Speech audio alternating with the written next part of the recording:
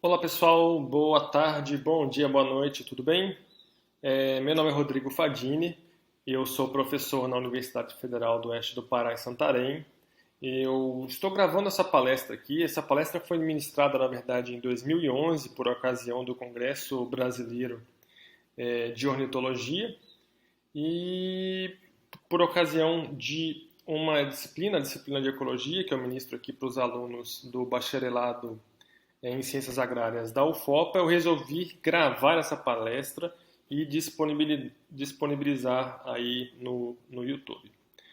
Bom, essa palestra, ela fala sobre a utilização de plantas conhecidas como ervas de passarinho como modelos de estudo de duas teorias, na verdade de uma teoria importante que fala sobre as metapopulações e também de um modelo de transmissão de parasitas.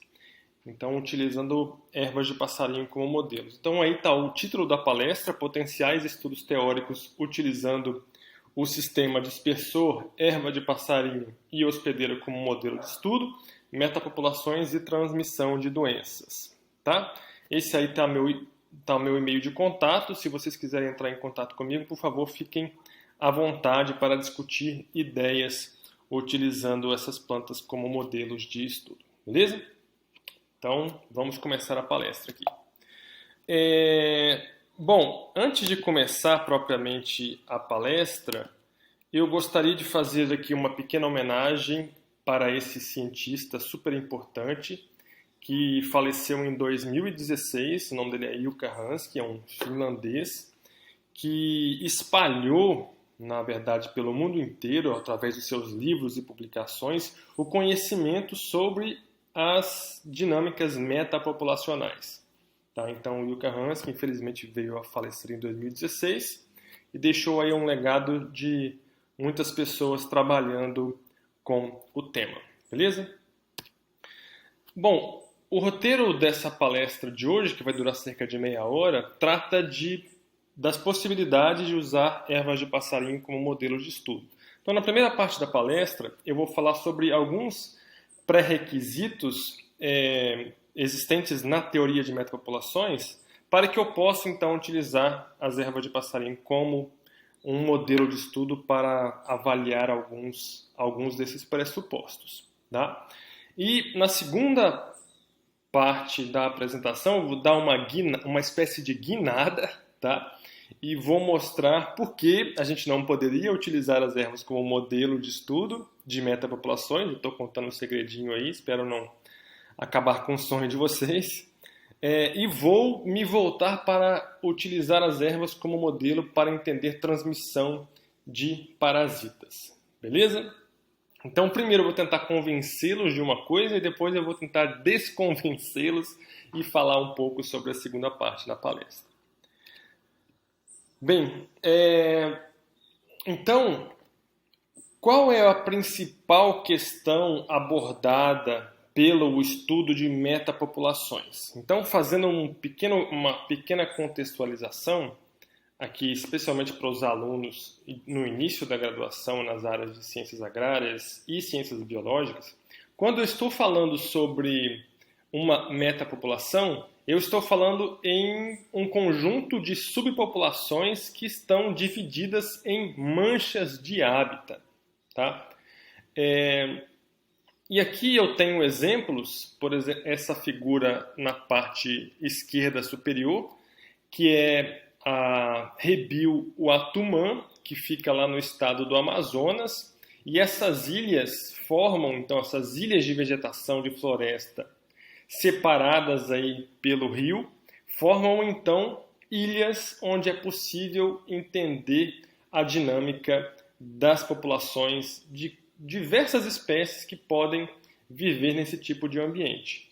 Tem alguns trabalhos, inclusive, do professor Carlos Pérez e da professora Maíra, da UESC, lá da Bahia, que inclusive estudam dinâmicas metapopulacionais, se eu não me engano, de mamíferos de médio e grande porte, nessas ilhas da Rebiu Uatumã. Se a Maíra vir essa palestra e quiser me corrigir, se ela não estudou o Uatumã, fique à vontade, viu, Maíra? Mas esse é um sistema que permite o estudo de metapopulações. As metapopulações são diferentes das populações quando nós vemos o conceito básico sobre populações, porque nas metapopulações, essas populações estão fragmentadas em pequenas manchas. E nessas pequenas manchas, os organismos podem se conectar através de dispersão entre essas manchas. Tá? Aqui na figura à esquerda, na parte inferior, mostra diferentes tipos de metapopulações. Tá? Por exemplo, e modelos de metapopulações e modelos que não são considerados metapopulações, beleza? Então nós temos na figurinha A, por exemplo, tá? Aqui, mostrando um conceito de metapopulação clássica, onde existem manchas que estão ocupadas por determinado organismo na paisagem. Vamos supor que eu esteja trabalhando com uma espécie de mamífero, tá? Vamos dar uma espécie que é super comum, que todos conhecem, a mucura ou o gambá, tá? Comum tanto em áreas abertas quanto em florestas também, tá? Então vamos supor que eu esteja estudando uma espécie de gambá e na paisagem, eu como pesquisador, registro essa espécie em algumas manchas, aqui o verde colorido, e em outras manchas que poderiam ser propícias para que o gambá ocorresse, eu não registro essa espécie, tá? O que acontece é que essas manchas são mais ou menos de mesmo tamanho e ocorre a dispersão dos organismos entre elas. É como se, com o tempo, essas manchas se apagassem ou se acendessem. Apagassem quando houvesse extinção dessa espécie na mancha e se acendesse quando houvesse colonização dessa espécie na mancha. Então, acendeu a colonização. Apagou de um período para outro, ocorre a extinção das espécies. Então, quando eu falo aqui no título desse slide, o equilíbrio, eu estou falando do equilíbrio entre as taxas de extinção e colonização das espécies de interesse nessas manchas de hábitat. Tudo bem? Então aqui é um caso clássico de metapopulação, como foi previsto pelo Levins em 1969. E aqui eu tenho um outro tipo de modelo de metapopulação, que é o modelo fonte-sumidouro ou fonte-hidreno. Então, nesse caso, existe uma mancha muito grande, normalmente ela tem uma qualidade de hábitat melhor, e ela fornece indivíduos dessa espécie, lembra que a gente está tratando do gambá, né? Fornece indivíduos dessa espécie para outras manchas. E frequentemente nessas manchas, essas populações são extintas. Então, sempre há um influxo de indivíduos das manchas maiores para as manchas menores. Lembrando que entre essas manchas existe uma região aqui que nós, ecólogos, chamamos de matriz de hábitat, que não são locais, não são hábitat para a espécie de interesse, mas podem servir de passagem. Tudo bem? Nesse caso aqui da Rebiu Atumã, então nós temos uma matriz dominada pelo rio, tá? Dominada pelo rio. Algumas espécies conseguem transitar de um fragmento para outro, de uma mancha para outra, e outras não. Depende muito da característica da espécie e depende muito também da característica da matriz. Então aqui esse é um modelo fonte-sumidouro. E nós temos casos aqui que, apesar de parecer que nós temos metapopulações, de fato nós não temos. Nesse exemplo de baixo aqui, apesar das populações estarem em manchas, a conexão através da movimentação de indivíduos entre elas é tão grande que eu não tenho um modelo de metapopulações. Tá? Nas metapopulações, há permissão de que exista a dispersão de indivíduos entre as manchas, mas essa dispersão normalmente é limitada pela distância, tá? E pela matriz de hábitat, pelas características da matriz de hábitat. Se a movimentação de indivíduos for muito frequente, quer dizer que isso aqui, na verdade, é uma população única, chama de população pamítica. Tudo bem? E por isso que ele está colocado aqui com uma setinha em volta aqui, mostrando que elas formam uma população única. E eu tenho, no caso aqui, onde eu tenho manchas colonizadas e manchas não colonizadas pela nossa espécie de interesse, pelo gambá. No entanto, não há trânsito de indivíduos entre as manchas. Isso faz, então, que nós não tenhamos um modelo metapopulacional, onde as populações estão conectadas entre as parcelas entre as manchas de hábitat através de movimentação dos indivíduos. Beleza? Então, quando o Hansky publicou o seu trabalho em 1997, ele falou assim, olha, para que aquelas populações sejam consideradas e possam ser abordadas como metapopulações, um conjunto de subpopulações ligadas por dispersão, eu preciso obedecer alguns pré-requisitos importantes. Tá? O primeiro pré-requisito é que o hábitat ocorre em manchas discretas. Tá? Então, cada um desses hábitats, nós temos manchas discretas. Discretas onde eu consigo ver um limite. Tem começo e tem um fim da mancha. Tá? Que podem ser ocupadas por populações reprodutivas de uma determinada espécie de interesse. Esse é o primeiro pré-requisito. O segundo pré-requisito é que mesmo populações grandes, como, por exemplo, essa população que habita essa área maior, devem ter um risco de extinção associado, o que significa que as populações não são eternas.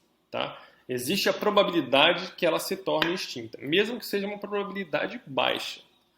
Outro pré-requisito importante é de que as manchas de hábitat não devem estar muito isoladas. Então, nesse caso, o último caso aqui, elas estão isoladas, o que não permite a dispersão dos indivíduos. Então, nesse caso aqui, não seria uma metapopulação.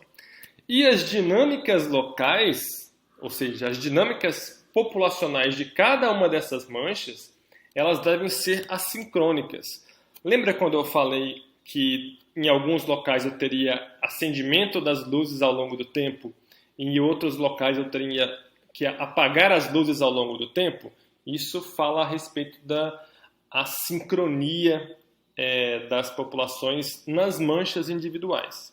Enquanto em alguns locais eu teria crescimento populacional, outros eu teria o decrescimento populacional e eventualmente a extinção local dessas espécies.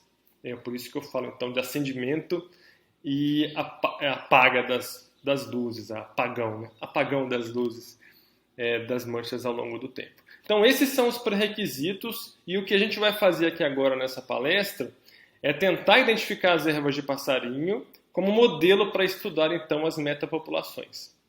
Beleza? Então primeiro é um passo de convencimento e depois de desconvencimento, se é que essa palavra existe. Bom, apresento para vocês então esse conjunto de espécies que eu aqui na minha região, na região de Santarém, nas savanas santarenas, utilizo como modelo de estudo desde 2005, quando eu comecei meu doutorado pelo Instituto Nacional de Pesquisas da Amazônia. Então esse sistema de estudo é super interessante porque ele é formado por basicamente 3 espécies. Tá?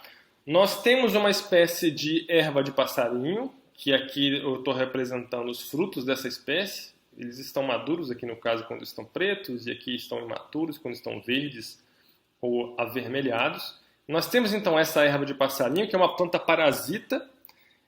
Sendo uma planta parasita, ela depende de um hospedeiro. No caso, aqui na nossa região em específico, ela ocorre exclusivamente numa única espécie hospedeira, que é o cajueiro, o Anacardium occidentalis. Então aqui está o cajueiro, você consegue identificá-lo muito facilmente na paisagem. E aqui você encontra, marcado por essas setas, a erva de passarinho que então parasita esse cajueiro. Então, esse hospedeiro, o cajueiro, e não outras espécies de árvores, é a mancha de hábitat que pode ser ocupada pelo nosso organismo de interesse. Obviamente que a erva não chega até o hospedeiro de maneira explosiva nesse caso. Ela depende de um dispersor. Nesse caso, grande parte das sementes são dispersas por uma única espécie de passarinho, que é a Helenia cristata, chamada de guaracava de topete. Os ornitólogos conhecem bem essa espécie, exclusiva de áreas abertas, muitas áreas de savana, por exemplo, ocorre no Brasil Central, ocorre aqui na Amazônia também. E ocorre no Sudeste. Tem alguns trabalhos do meu amigo Tadeu Guerra mostrando que ela dispersa erva de passarinho também no Sudeste do Brasil, lá no Cerrado, em Minas Gerais. Então esse é o nosso sistema de estudo, beleza? Vamos ver se esse sistema preenche os pré-requisitos escolhidos lá, mostrados pelo Hansky de 1997? Bora lá. Então, vamos fazer uma analogia com as metapopulações. Aqui eu mostrei os frutos, aqui eu estou mostrando as flores, né? São flores fantásticas dessa erva de passarinho. Se vocês pensam que as ervas de passarinho são só aquelas que ocorrem na sua cidade, você está completamente enganado, mas isso é coisa para outro vídeo, tá bom? Vamos analisar os pré-requisitos? Primeiro pré-requisito: hábitat ocorre em manchas discretas que podem ser ocupadas por populações reprodutivas. Este é um gráfico, dois gráficos na verdade, de um artigo que nós publicamos em 2010, tá? Aqui foi publicado online em 2009, mas ele foi publicado na revista Australian Journal of Botany em 2010. E nele, eu e minhas duas estudantes, na época, a Rúbia Reis e a Daniele Miléo, nós mapeamos os possíveis hospedeiros dessa espécie nessa área de 160 metros por 310 metros. Então, como a gente já sabia naquela época que o cajueiro era a única hospedeira dessa espécie nessas áreas de savana, tem outros hospedeiros em outras áreas, tá, pessoal? Se vocês procurarem na literatura. Mas nessa mancha de savana, só essa espécie. Então nós mapeamos esses hospedeiros e procuramos as ervas de passarinho que ocorriam nesses hospedeiros. Então, cada pontinho desse aqui é um cajueiro que foi então mapeado. Beleza? Os pontinhos, o tamanho do pontinho indica a copa, o tamanho da copa. Tá? Então tem cajueiros que são bem pequenininhos, são cajueiros filhotinhos. Mas tem cajueiros que estão lá há muito tempo, então as copas são enormes. Às vezes eu tenho copa de 12 metros de diâmetro. Tá? Então, além de marcarmos os cajueiros nesse ambiente, nós medimos o diâmetro da copa. E observamos se ele tinha infecção por erva de passarinho ou não. Se ele tinha infecção por erva de passarinho, a gente encontrou a erva de passarinho lá, reprodutiva, como ela está no caso aqui, nós então contamos quantas ervas de passarinho haviam, beleza? Então aqui está mostrando esse mapa da área de estudo. As bolinhas grandes são cajueiros grandes e quando ela está pretinha é porque ela está parasitada por ervas de passarinho, tá? Então nós mostramos que boa parte desses hospedeiros estava parasitada naquele momento. Nós contamos aqui, ó, dos 100, foram mais do que 100, tá? Dos 100, 36 estavam parasitados e outros tantos não estavam parasitados por erva de passarinho. É claro que isso muda ao longo do tempo. Eu voltei recentemente lá e muitos desses cajueiros haviam morrido. E é um sistema bastante dinâmico, tem a influência de fogo, mas isso é coisa também para outro vídeo. Então, o primeiro requisito de que hábitat ocorrem em manchas discretas que podem ser ocupadas por populações reprodutivas da espécie interesse parece ter sido preenchido. Tem um segundo gráfico aqui, que é um gráfico interessante, especialmente para os estudantes dessa parte da ecologia, que fala sobre a distribuição espacial dos organismos. Aqui nós estamos vendo claramente que essa espécie de erva de passarinho ela tem uma distribuição agregada. Tá? Ela tem uma distribuição agregada. Como é que eu posso visualizar isso no gráfico? Esse gráfico está mostrando o seguinte, olha, aqui é o número de ervas de passarinho, número de infecções de ervas de passarinho por hospedeiro, tá? Por cajueiro. Então varia desde 0 aqui, né?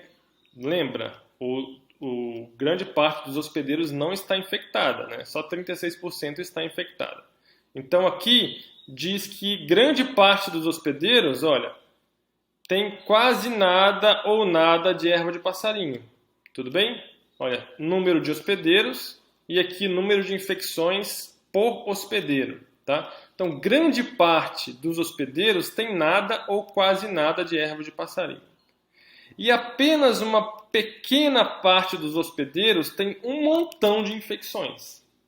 Então isso mostra que as infecções elas são concentradas em alguns poucos hospedeiros. Isso acontece muito com os parasitas, né? Nós vemos isso, por exemplo, com os parasitas que acometem os humanos. Nós temos uma distribuição muito agregada desses parasitas. Você tem notícia, por exemplo, de algumas poucas pessoas que eventualmente podem morrer de parasitoses, que são extremamente infestadas por parasitas, mas a maioria das pessoas tem um ou dois ou não tem, tá? Então é um sistema semelhante ao que ocorre com muitos parasitas. Então, esse primeiro requisito, pré-requisito levantado pelo Hansky, foi então preenchido pelo nosso sistema de estudo. E a segunda, mesmo populações com muitos indivíduos devem ter um risco de extinção associado. Então, o que acontece? Essas ervas de passarinho, se o hospedeiro está extremamente infestado, elas podem induzir, eu acho que é esse o termo, induzir a mortalidade do hospedeiro. Tá? Eventualmente, esses hospedeiros também podem morrer se forem acometidos de queimadas, que são muito frequentes na região. Tá? Então, a morte pode ocorrer tanto induzida pela grande carga parasitária do hospedeiro, quanto por eventos aleatórios que podem ocorrer, como queimadas. Então, o segundo pré-requisito de que, mesmo em populações com muitos indivíduos tenham risco de extinção associado, também ocorre nas ervas de passarinho como modelo de estudo de metapopulações. Agora, o terceiro pré-requisito, manchas de hábitat não devem estar muito isoladas como forma de não prevenir aí a colonização. Né? Se elas estão muito isoladas, eu dificilmente terei colonização das espécies de interesse. E aí eu não tenho metapopulações, eu tenho populações individuais não conectadas por dispersão. Esse é um estudo realizado na Austrália, de Ward e Payton, deve ser assim que se fala, de 2007, que mostra essa espécie de dispersor, é o Dickeum aerodinaceum, a ave erva de passarinho, the mistletoe bird. Ela é uma espécie especializada em consumir frutos de erva de passarinho, e eles acompanharam a movimentação desses passarinhos depois que eles consumiam sementes das ervas de passarinho que estavam infectando os hospedeiros. E olha que interessante a movimentação dessa espécie. Essa é a distância da origem. Então, se o passarinho ele defeca ou regurgita a semente na própria planta onde ele consumiu a semente, eu teria o zero bem grandão aqui. Ó. Isso aqui é a probabilidade de que ele deposite a semente. Então, está dizendo aqui para a gente que a maioria das sementes dessa espécie de erva de passarinho é depositada de 1 a 50 metros de onde ele consumiu o fruto. Tá? E, entretanto, nós temos alguns eventos de dispersão de longa distância. Olha aqui, mais do que 500 metros de distância da planta que produziu aquele fruto. Então, nós temos elementos de dispersão em longa distância. Só que esses eventos de dispersão eles são muito mais raros do que eventos de dispersão em curta distância. Isso não significa que eles sejam impossíveis de ocorrer. Tá? Então, muitas vezes eu tenho, por exemplo, a dispersão média de uma espécie, mas a dispersão de longa distância de alguns poucos indivíduos podem influenciar e muito na sua dinâmica populacional, por exemplo. Tá? Então, esse caso mostra uma coisa semelhante. Grande parte das sementes, da movimentação das ervas através dos seus dispersores, é de curta distância, no entanto, eu tenho esses eventos de dispersão de mais longa distância, mesmo que eles sejam raros, tá? Então as manchas de hábitat elas não estão tão isoladas assim de modo a prevenir a colonização dessas manchas. Então, mais um pré-requisito preenchido, beleza? Agora nós temos o último. Dinâmicas locais devem possuir algum grau de assincronia. Mais dados daqui da região de Santarém. Em 2007, no meio aí do meu doutorado, eu fui quase 20 áreas e marquei os cajueiros e contei as ervas de passarinho. Então eu fiz isso em 20 áreas, voltei nessas áreas em 2008 e contei de novo as ervas de passarinho. Durante esse ano que se passou, algumas áreas pegaram fogo e outras não, tá? Então o que acontece? Aqui eu coloquei a proporção de hospedeiros que foram infectados em 2007, aqui a proporção de hospedeiros infectados em 2008, e essa linha do meio é uma linha onde o ângulo é de 45 graus, tá? Então, se esses pontos estivessem em cima dessa reta, isso significa que de um ano para outro não houve mudança na proporção de hospedeiros infectados pelas ervas de passarinho. Só que a gente não nota isso, a gente nota, na verdade, que de um ano para outro, tá? Grande parte das áreas, e elas estão acima da reta aqui, tiveram aumento da quantidade ou da proporção de infecções nos hospedeiros.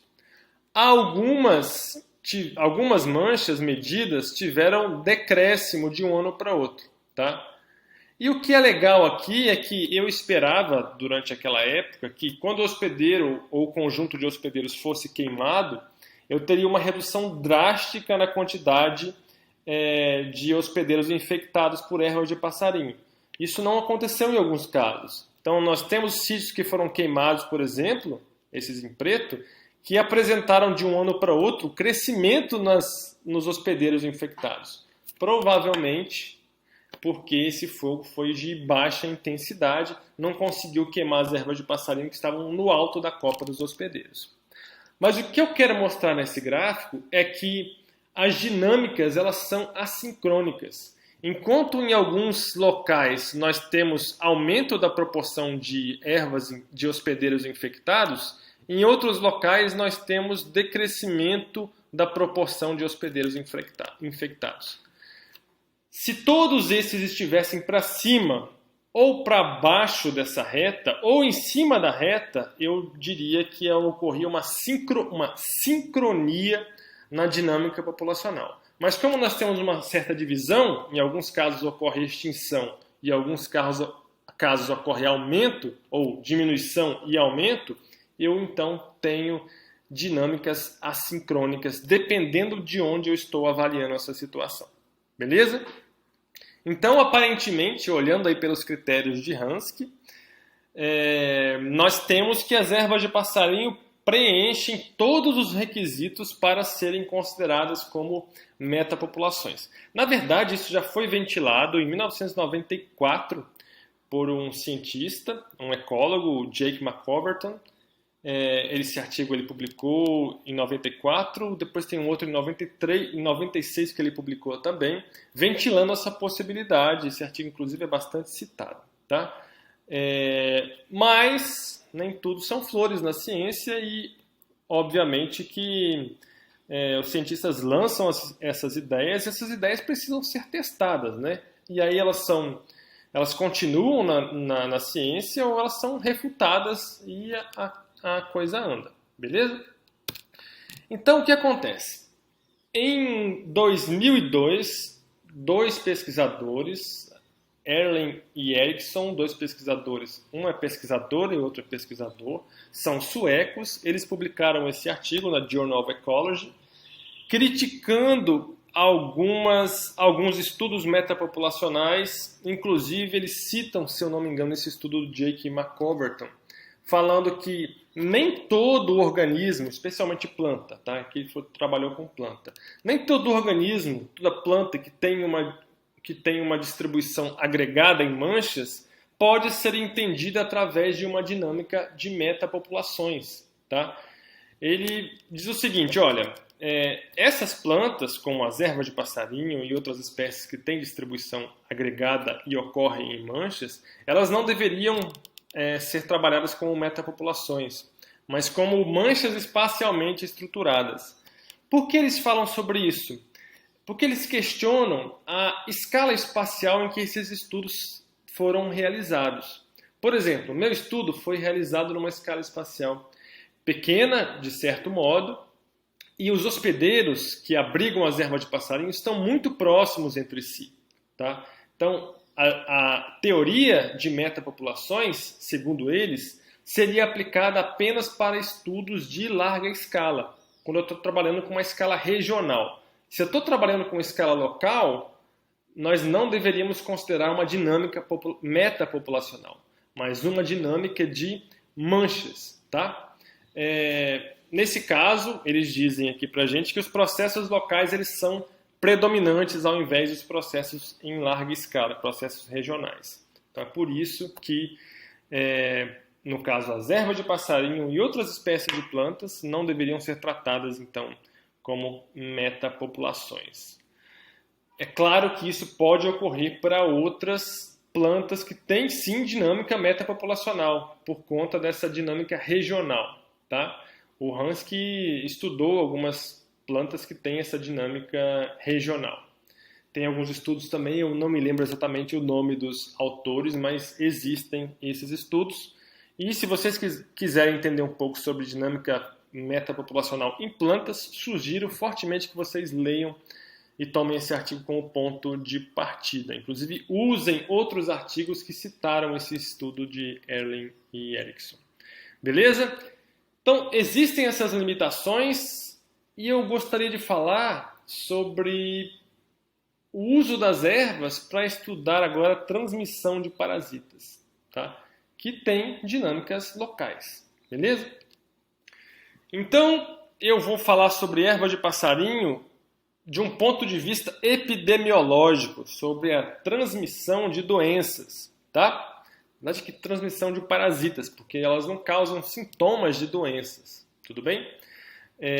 Apesar de alguns cientistas relatarem sintomas de doenças em alguns hospedeiros muito parasitados por ervas de passarinho específicas. Isso ocorre bastante nos Estados Unidos, quando alguns hospedeiros são infectados por ervas de passarinho anãs do gênero Arceuthobium, mas isso daí são outros 500, beleza? Então, falando de transmissão de doenças, uma pergunta muito frequente sobre a dinâmica populacional da doença é como a doença se espalha. Então, vamos fazer novamente uma analogia aqui. Nós temos então, agora nós não falamos mais de manchas, mas nós falamos de hospedeiros infestados, estágios infecciosos da nossa planta de interesse, e agora esse camarada aqui, ó, ele vira o vetor do parasita e não mais o dispersor. É tudo a mesma coisa, tá, pessoal? Só a nomenclatura que modifica um pouco.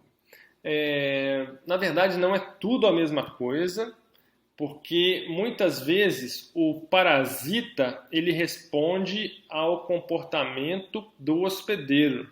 No nosso caso, nós temos um vetor respondendo a modificações das ervas de passarinho. Então, isso é dá pano para manga. A gente vai falar sobre isso algum dia em um outro artigo que ainda não foi publicado.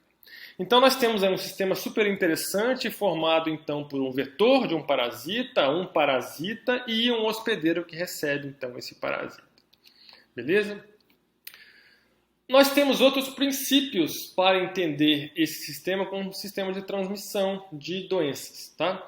Bom, quais são esses princípios? A taxa de reprodução per capita, por cabeça, de novos hospedeiros parasitados é diretamente proporcional à taxa de contato entre os hospedeiros infectados, né, pelas ervas de passarinho e pelos suscetíveis, né, são aqueles hospedeiros que podem receber uma infecção. É diretamente proporcional à probabilidade de que o contato transmita o parasita e é diretamente proporcional ao número de hospedeiros suscetíveis. Tá?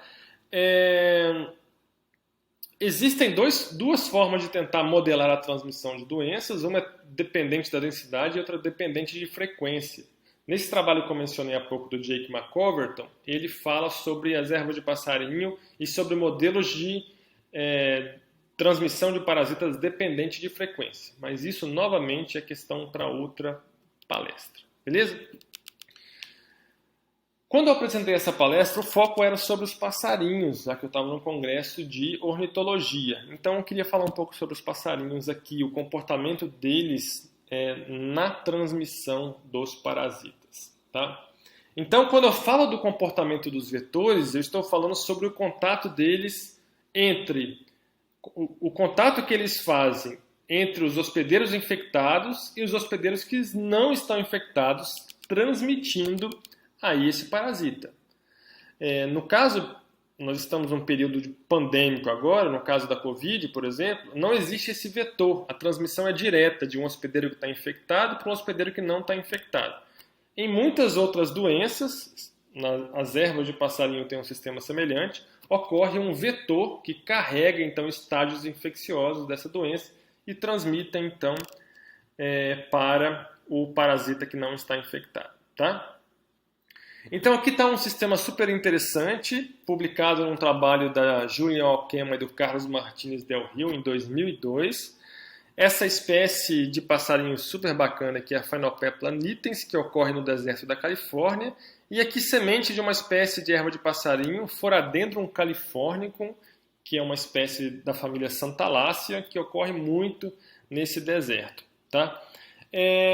E aí, quais são as características dos hospedeiros que atraem esses vetores, né?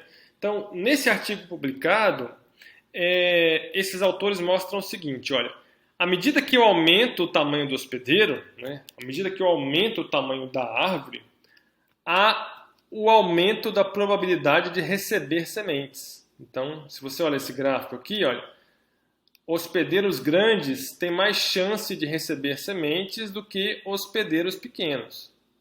E é lógico que se o hospedeiro ele já está previamente infectado com erva de passarinho, ele também tem mais chances de receber essas sementes. Aqui ele mostra isso. Olha.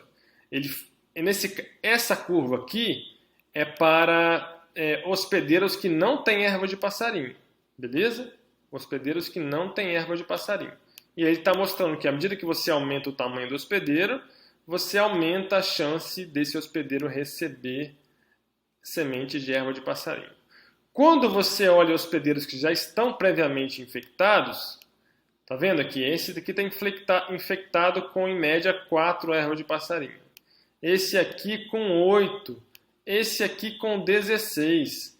Então, normalmente, quando ele já está infectado, a chance dele receber uma semente é muito grande, mesmo quando ele é pequenininho, tá? Então, isso sugere que, além do tamanho do hospedeiro que influencia no recebimento do parasita, da semente da erva de passarinho, a existência de uma infecção prévia também influencia muito na chance dele receber sementes, tá? A segunda questão é: como é que o parasita modifica o comportamento do vetor? E a terceira é: qual o potencial efeito do vetor sobre o parasita? Tá? Então, essa primeira questão, quais as características dos hospedeiros que atraem os vetores, foi então respondida com esse slide. Vamos olhar a segunda questão: como o parasita modifica o comportamento do vetor? Tá? Esse é um outro estudo da Lisanne Hawksburg e Nicholson, publicado, é um artigo conduzido na África em 2005, na verdade foi publicado em 2005, que mostra como as ervas podem influenciar no comportamento do dispersor de sementes. Então, essa espécie que eles estudaram era dispersa por uma espécie de passarinho, com esse camarada aí, ó, Pogoniolus, tá? Grande consumidora de erva de passarinho aí na África. E aí, esses dois gráficos estão mostrando o seguinte: os hospedeiros que estavam parasitados por erva de passarinho, na verdade, foram visualizados com muito mais dessa espécie de dispersor do que aqueles hospedeiros que não estavam parasitados. Então, o que significa que o dispersor se movimentava ativamente para aqueles hospedeiros que possuíam erva de passarinho para consumir as suas sementes. Então, vocês veem isso aqui, ó. Número de observações. Nos hospedeiros que estavam parasitados, por volta de 70 observações dessa espécie. Naqueles que não estavam parasitados, por volta de 30. Então, tem 2 vezes mais bichos visitando plantas infectadas do que em plantas que não estavam infectadas. Mostrando aí a resposta do vetor em relação ao parasita. Isso que é super interessante. Lembra que eu falei que na transmissão de doenças normal, né, quando eu falo aí em doenças que têm o vetor, normalmente, geralmente, na verdade, os vetores se comportam em razão do comportamento do hospedeiro e não do parasita. Isso é bastante interessante. Bom, e nós temos também o tempo de pouso. Quanto tempo as aves ficaram pousadas nos hospedeiros parasitados e não parasitados. Novamente, nós vemos aqui que elas ficaram pousadas muito mais tempo naqueles hospedeiros parasitados do que nos hospedeiros não parasitados. Tá? Então, o parasita, a presença do parasita, a presença da erva de passarinho, modifica o comportamento do vetor, modifica o comportamento do dispersor de sementes. Agora, a última pergunta, qual que é o potencial efeito do vetor sobre o parasita? Isso aqui é fantástico, tá? Esse trabalho publicado aí em Soto-Camboa e Bozinovic em 2002 mostra que as sementes dessa erva de passarinho, que também é fantástica, um Tristerix áfilos, que ocorre no Chile, tá? Esse camarada é uma espécie de sabiá do campus, do gênero Mimus. Ele consome, então, os frutos dessa erva de passarinho que cresce dentro do cactus. E aí ele dispersa essas sementes depois para cactos que não estão infectados. E olha que bacana. Quando a semente ela passa pelo trato digestório e ela é defecada, a radícula, né, que é aquela parte da raiz da planta, ela é muito maior do que as sementes que são regurgitadas. Regurgitado, o passarinho vai lá, come o fruto e depois ele dá uma vomitadinha na semente e ele cola aquela semente ali na superfície. Então, essa é a semente regurgitada. A defecada, vocês já sabem o que eu estou falando.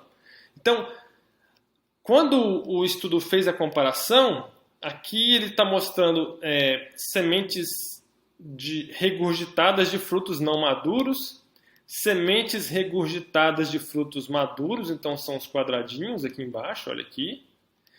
Sementes defecadas de frutos não maduros e sementes defecadas de frutos maduros. Esse conjunto aqui está aqui em cima, tá?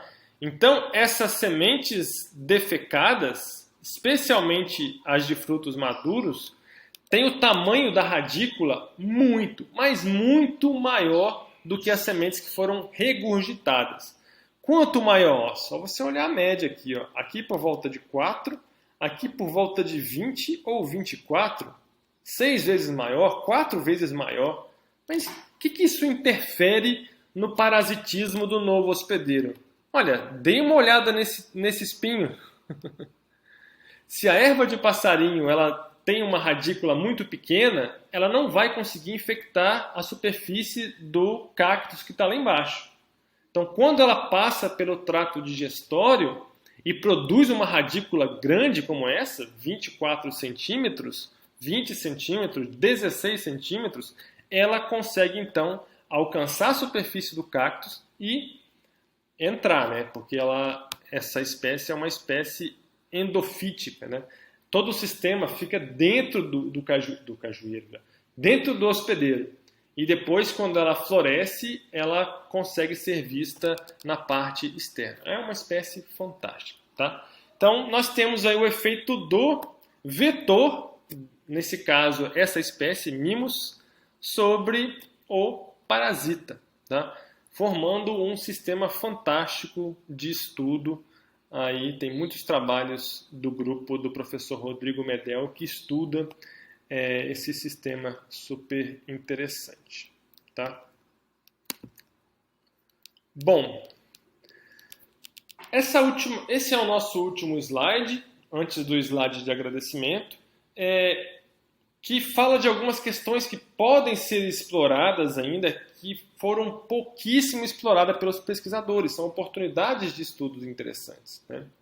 Então, a primeira pergunta que está em aberto, apesar de recentemente ter sido publicado um trabalho pela Melinda Cook, uma orientada aí do professor David Watson, da Austrália, que ela fez um pouco tentou responder um pouco dessa pergunta, mas é uma pergunta que ainda precisa de mais estudos a respeito. As aves conseguem reconhecer os hospedeiros infectados? Elas conseguem reconhecer os hospedeiros infectados? Ou elas conseguem reconhecer apenas os hospedeiros e aí elas procuram os hospedeiros para depois encontrarem as ervas de passarinho? Essa é uma pergunta que está em aberto. Em quais escalas espaciais as aves respondem à frutificação das ervas de passarinho? Então, experimentos podem resolver essa questão. Tem um estudo novamente publicado em 2012 pelo David Watson. Ele faz modificação a respeito, removendo as ervas de passarinho, ver o que acontece um pouco com esses dispersores de sementes. Tem também alguns estudos do grupo do professor Rodrigo Medel, no Chile, também avaliando o efeito dessa remoção sobre o comportamento dos dispersores. Então, essa primeira e a segunda questão, elas andam juntas e experimentos manipulativos podem, então, ser muito úteis para responder essas questões. A última questão, existem outras mais, mas eu coloquei essas 3. Como a matriz de hábitat, entre os hospedeiros, influencia a movimentação dos dispersores após consumirem os frutos de erva de passarinho? Tá? Normalmente, pouca gente, ou ninguém que eu tenha conhecimento, avalia o papel da matriz sobre essa transmissão de uma erva de passarinho, de um hospedeiro que está infectado para o que não está infectado. Se tem muita árvore, isso influencia? Se tem poucas árvores, isso influencia? Se tem rochas, isso influencia? Não sei. Então é uma coisa que a gente precisa estudar. Eu tenho dados sobre isso, mas até hoje não estão publicados. Tem umas coisas bem interessantes para serem reveladas aí para a ciência. Bom, então eu mostrei para vocês aí um pouco sobre o trabalho que a gente vem conduzido ao longo de mais de uma década aí nessa linda região de savana de Santarém aqui no Pará, e mostrando como os organismos podem ser utilizados como modelos de estudo para avaliar teorias ecológicas. Então, se você é ecólogo, ao invés de estudar os organismos e se apaixonar por eles, você pode até se apaixonar por eles. Eu sou apaixonado pelas ervas de passarinho. Mas você deveria estudar um pouco mais sobre a teoria e escolher o organismo como modelo apenas para estudar essa teoria. Espero que vocês tenham gostado da palestra. Se quiserem conversar comigo sobre possibilidades de orientação, coorientação, estudos aqui nas savanas amazônicas, por favor, entre em contato aí pelo e-mail. Um abraço, até mais, tchau, tchau.